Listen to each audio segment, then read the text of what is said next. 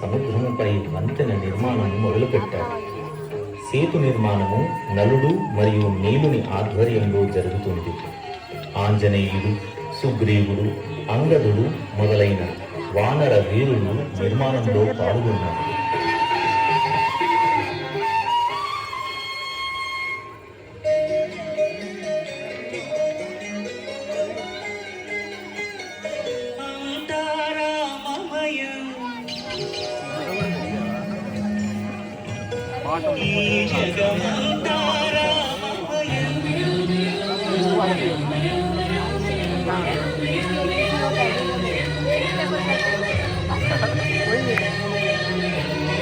लेकिन यहाँ पे इससे ज़्यादा है इसमें।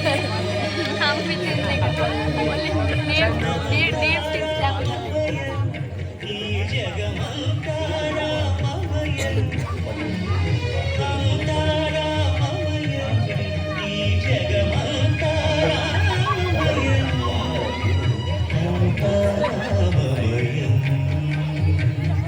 ఇలా రామనామము రాయబడిన రాళ్ళు నీటిపై తేలడం గమనించాడు రాఘవుడు.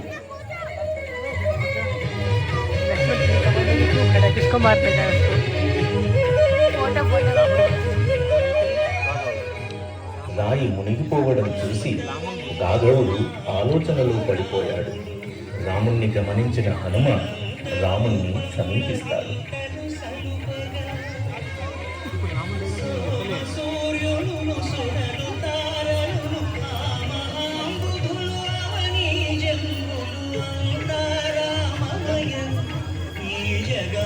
రామచంద్ర, నీ పావన నామము మహిమ అలాంటిది. నీకు నీ నామానికి తేడా లేదు కదా.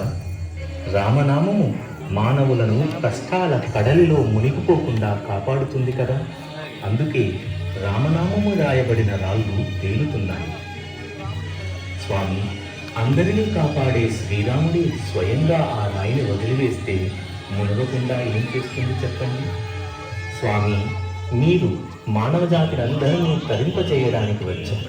కానీ మీ నామము రాబోయే తరతరాలుగా మానవులందరినీ ఉద్ధరించడానికి ఉంది స్వామి. అందుకే ఎవరైతే రామనామాన్ని మనసా వాచ కర్మన స్మరిస్తూ ఉంటారో వారు ఈ కష్టాల కడల నుండి ముక్తిని పొందుతారు. రాముణ్ణి వదిలినా లేదా రాముడే వదిలినా మునగడం ఖాయం కదా. అందుకే సదా రామనామాన్ని జపించాలి. రామనామాన్ని భవసాగరాన్ని దాటించే తారక మంత్రం కావున భక్తజనులు సదా రామనామాన్ని కీర్తించాలి. జై శ్రీరామ్.